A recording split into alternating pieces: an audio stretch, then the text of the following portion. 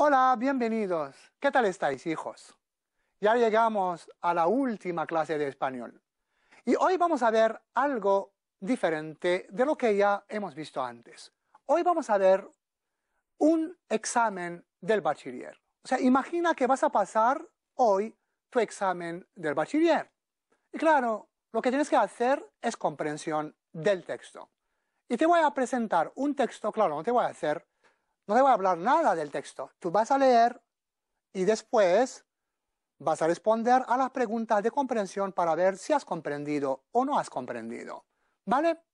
Voy a leer el texto y vas a descubrir de qué se trata en ese texto, de qué habla el autor, cuál es el tema tratado hoy. Presta atención y procura leer conmigo. Yo voy a leer y tú, ahí, frente a tu pantalla, lee como yo. En 1930, mi abuela fue una de las primeras mujeres que trabajó como secretaria en lo que ahora es la Comunidad de Madrid. Fue madre de una familia y mujer trabajadora cuando eso no era algo normal. Yo tengo 39 años, soy madre y por mi trabajo vivo entre España y México. Hace poco estuve en un curso de formación para mujeres y comprendí que aún tenemos mucho camino por delante hasta conseguir la igualdad. Tengo un niño de 4 años y cada día me preguntan cuándo voy a tener otro hijo. A mi marido y a mí nos gustaría poder tenerlo, pero cada vez es más difícil tener una vida personal y familiar agradable, con las necesidades del trabajo y la vida profesional. Hasta ahora, con nuestro pequeño, hemos podido trabajar y ocuparnos de él, gracias sobre todo a nuestros padres. Sin ellos, con la madre y el padre en el trabajo, cuidar a los hijos es imposible.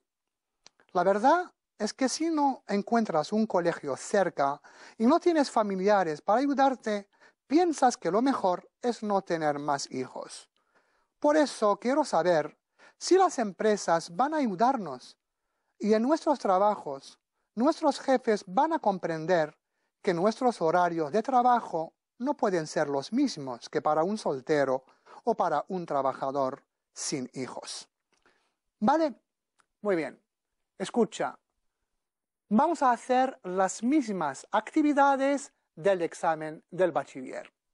Y la primera actividad de comprensión que seguro tendrás es la famosa actividad de verdadero o falso y justifica a partir del texto.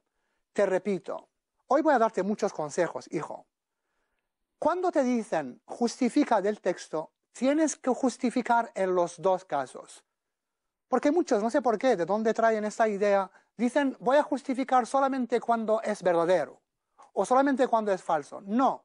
En español tienes que justificar en los dos casos. Y justificar significa buscar en el texto la misma frase, claro, está dicha de otra manera, de otro modo, pero tú tienes que sacarla del texto y justificar con ella. No inventes nada, ¿de acuerdo? Vale, vamos a hacer la primera actividad. Dice, señala si es verdadero o falso y justifica, claro, del texto. Primera frase. La abuela de Elena fue ama de casa. 2. Trabajar fuera de casa era algo habitual en 1930. Para cuidar a su hijo, Elena y su marido cuentan con la ayuda de sus padres. ¿De acuerdo, hijo? Ahora, como siempre, te doy dos segundos. Yo sé que no son suficientes, lo siento mucho, hijo mío, pero en bachiller vas a tener 3 horas para hacer un texto y un test como este. Como siempre, como te lo he dicho antes, tú ahora este trabajo, estas lecciones están en Internet. Tú vete a Internet, baja la lección y trabájala tranquilamente. ¿De acuerdo? 2 segundos y corregimos. ¿Entendido? Primera frase. La abuela de Elena fue ama de casa. ¿Sabes qué es una ama de casa? Una ama de casa es una mujer que está en casa y no trabaja. Claro, ¿es verdadero o falso? Es falso. Porque en el texto dice, mi abuela fue una de las primeras mujeres que trabajó como secretaria en lo que se llama ahora la Comunidad de Madrid. Segunda frase. trabajar fuera de casa era algo habitual en 1930. Claro, es falso, no era habitual. No era algo normal en 1930. Las mujeres no trabajaban en España, ¿vale? O trabajaban en dominios conocidos, ¿vale? Como enfermera, como maestra de escuela primaria, etc. La tercera, para cuidar a su hijo, Elena y su marido cuentan con la ayuda de sus padres. Es decir, sus padres le ayudan para cuidar, para ocuparse de su hijo pequeño.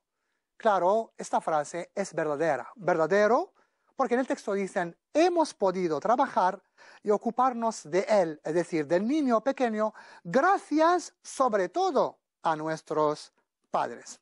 ¿Vale? Bueno, ya hemos terminado la primera actividad. Y claro, tú sabes que en el bachiller la primera parte de comprensión está sobre 7 puntos. Esta primera parte, que es de verdadero o falso, como tienes 3 frases, son 3 puntos. Si tú pones verdadero, es medio punto. La justificación, medio punto. Entonces, en total, son 3 puntos. Y luego tenemos 4 puntos, son preguntas directas también de comprensión del texto. Yo voy a leer, vamos a ver las preguntas y luego haremos la corrección. ¿De acuerdo? La actividad dice, responde a las preguntas siguientes. Primera pregunta. ¿A qué se dedicaba la abuela de Elena? Tú sabes que en español, ¿a qué te dedicas? Significa ¿qué haces? ¿Cuál es tu profesión? Es decir, ¿cuál era la profesión de esta señora, de la abuela, en aquella época? La siguiente. ¿Qué comprendió Elena al terminar su curso de formación? Pregunta número 4. ¿Por qué la pareja no puede tener más hijos? ¿Por qué tiene solo un hijo? Y la última, ¿es necesario tener abuelos? ¿Por qué? ¿Vale? Claro, como siempre tú tienes que volver al texto, leer. Ahora yo sé que no tienes mucho tiempo, pero cuando vayas a internet vas a leer tranquilamente el texto y responder a partir del texto. Solo la última pregunta es una respuesta libre que tú puedes decir según la información que tienes, etc. ¿Vale? Vamos a hacer la corrección. Lo siento por el tiempo, no tenemos mucho tiempo. Primera pregunta, ¿a qué se dedicaba la abuela de Elena? La abuela de Elena era secretaria en aquella época, en 1930.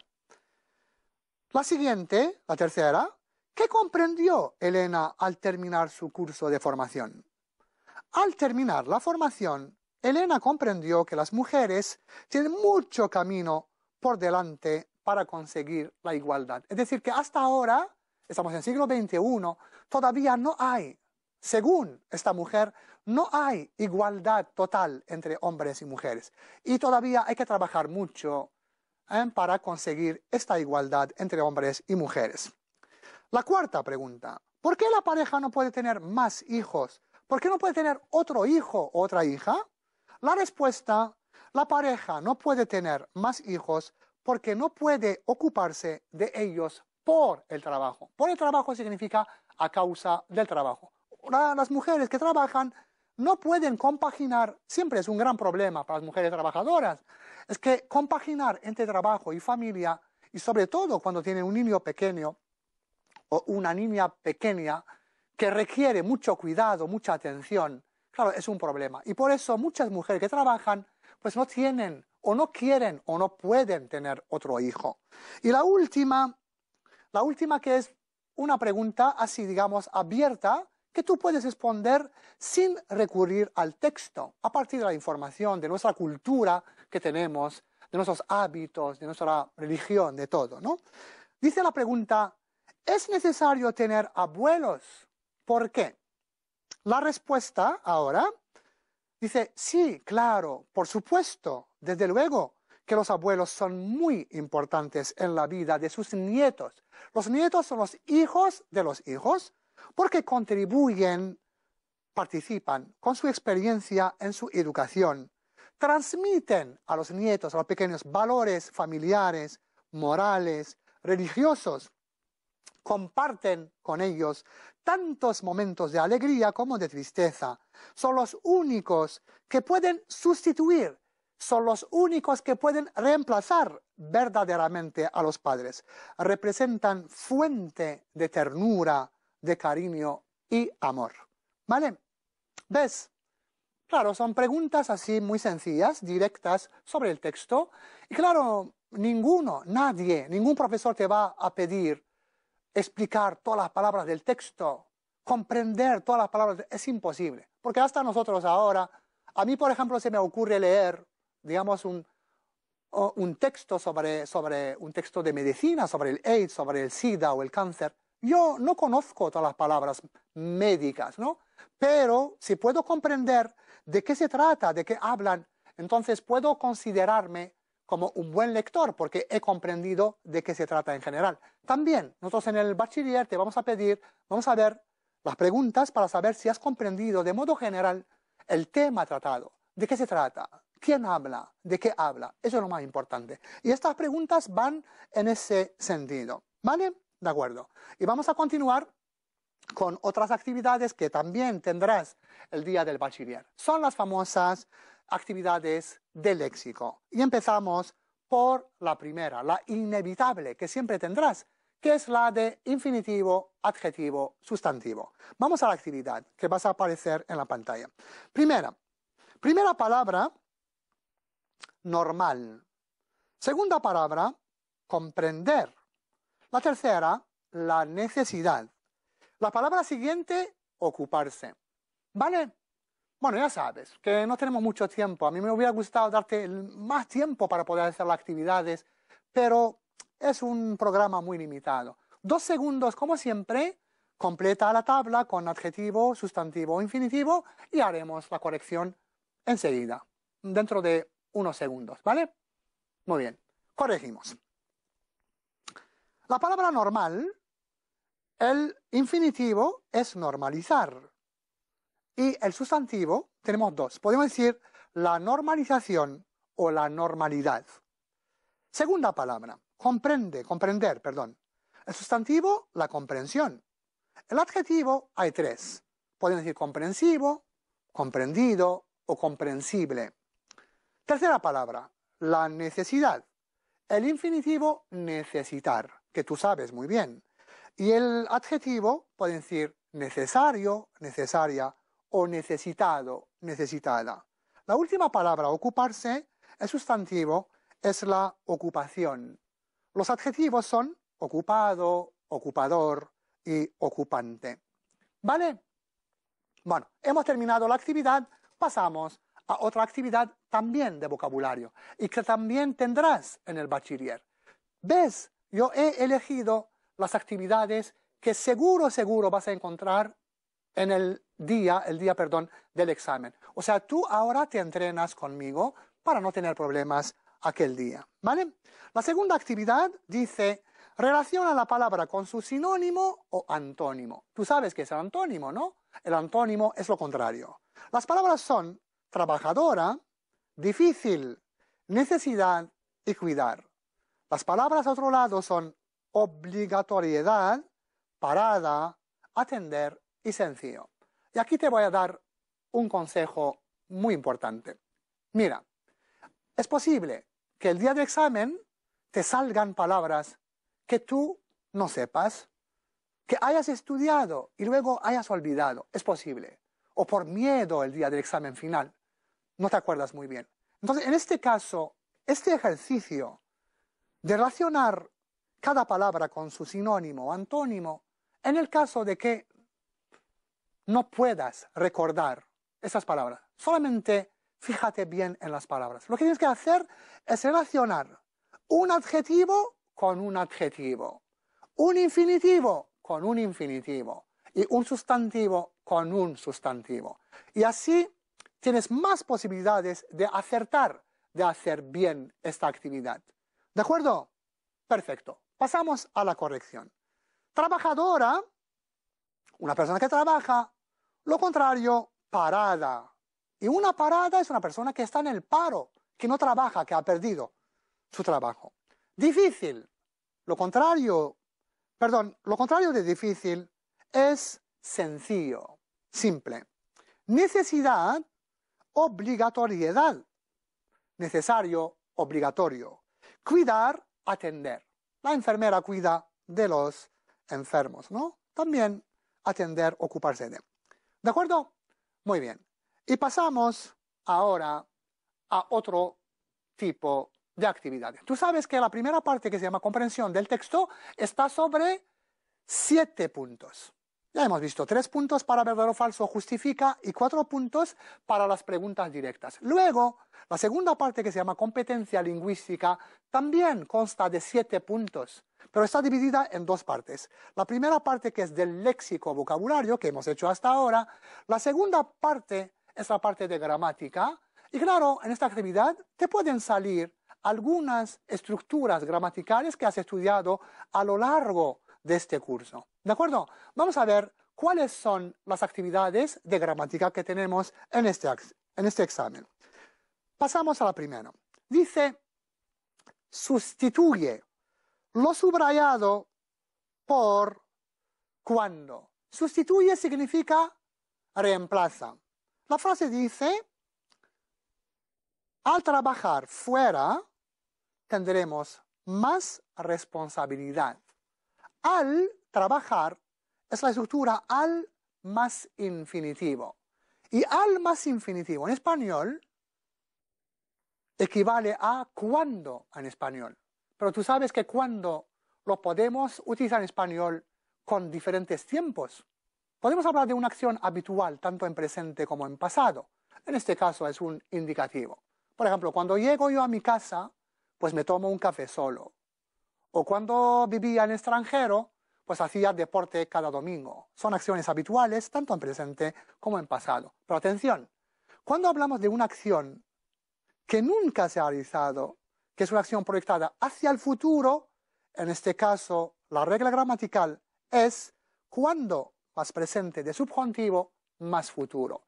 Y como tenemos aquí la segunda parte de la acción principal, tendremos el futuro, en este caso, el verbo primero que está justo después de cuando va en presente de subjuntivo. Y por eso, cuando sustituimos, cuando reemplazamos al trabajar por cuando, la frase se transforma en lo siguiente y decimos, cuando trabajemos en presente subjuntivo fuera, tendremos más responsabilidad. Otra cosa, tienes que saber que en español el presente de subjuntivo lo usamos generalmente para hablar de una acción presente o futura.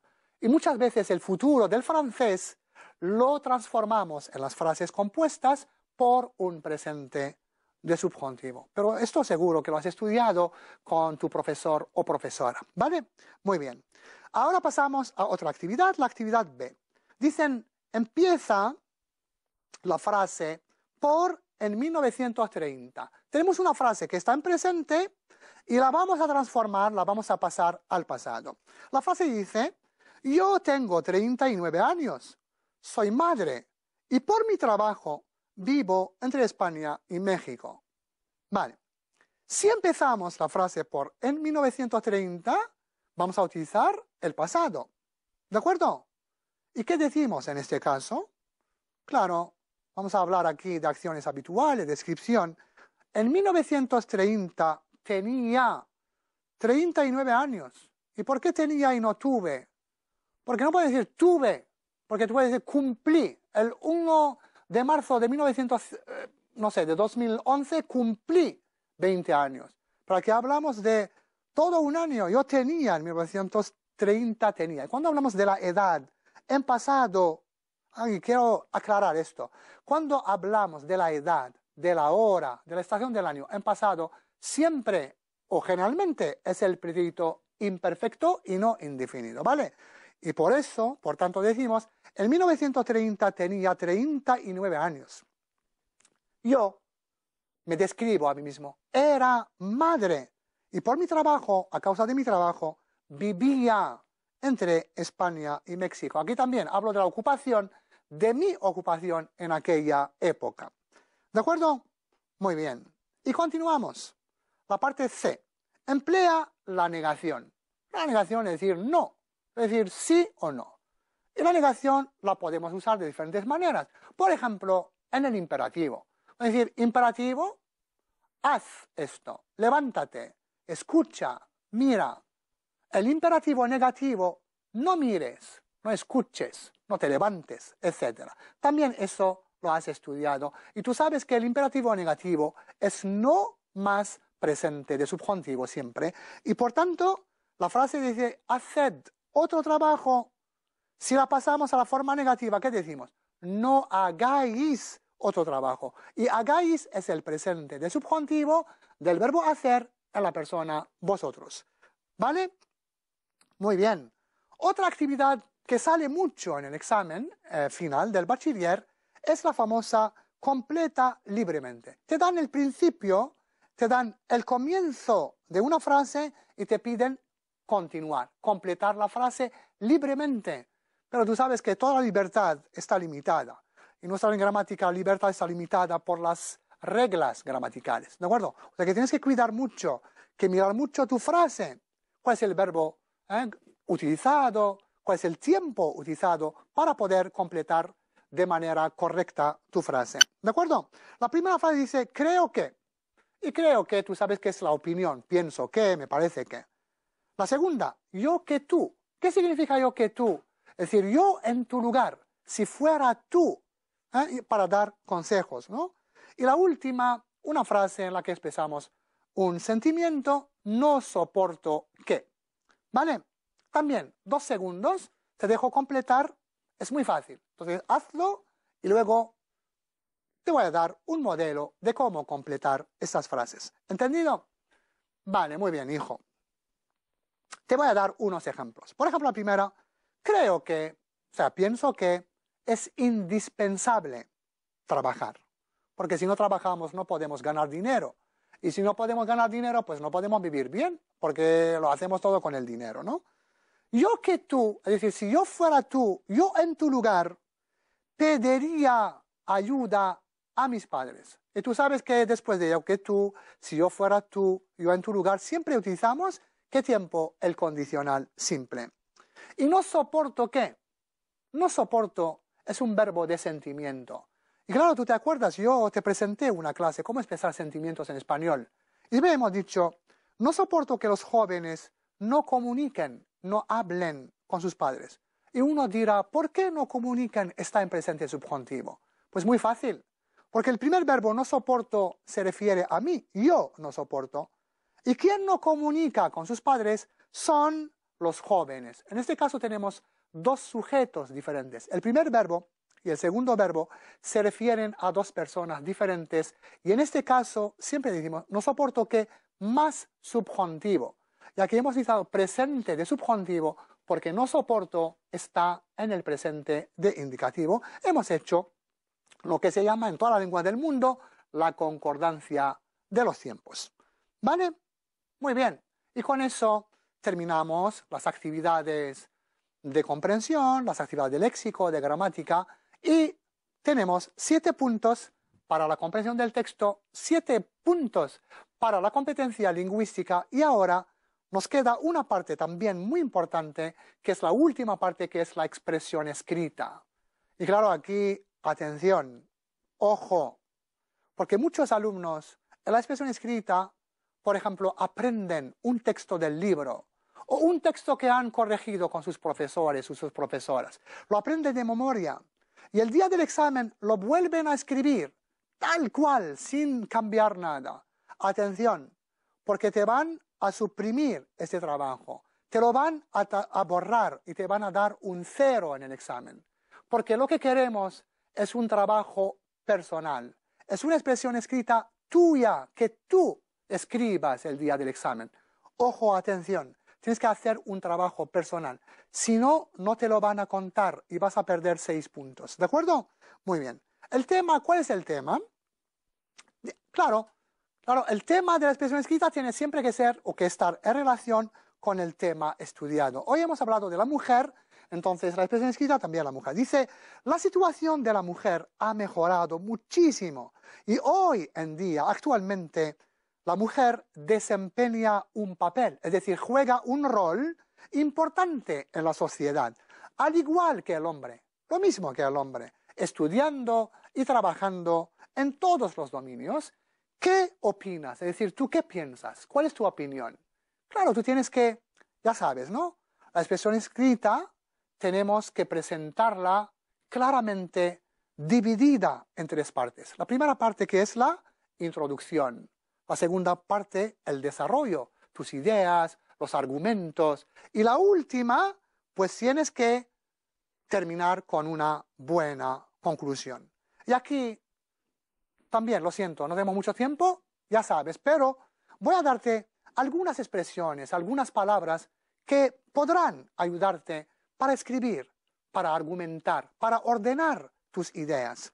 Claro, la introducción, tú tienes que introducir el tema con una frase, no tiene que ser muy larga. Claro, aquí el tema es el tema de la mujer. Tú, por ejemplo, decir, claro, es evidente, es obvio, nadie puede negar que hoy en día la situación de la mujer está mucho mejor que antes. ¿Tú sabes por qué? Porque antes, hace 30 años, no solamente en Argelia, también en España. En España hace 40 años la chica no podía estudiar lo que quería. Pues tenía que hacer por ejemplo, podía ser maestra de escuela primaria, enfermera, sastre, estas cosas que eran femeninas. Pero hoy en día puede hacer muchas cosas, ¿no? Entonces tú introduces el tema con una frase. Es decir, si yo leo tu frase de introducción, yo sé de qué vas a hablar. Luego el desarrollo, que es la parte más importante, tú vas a desarrollar tus ideas.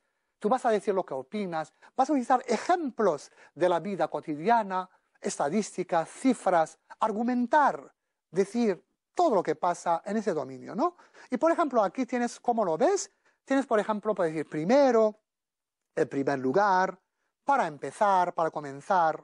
En segundo, estamos ordenando las frases. Segundo, dime primero, segundo, en primer lugar, en segundo lugar.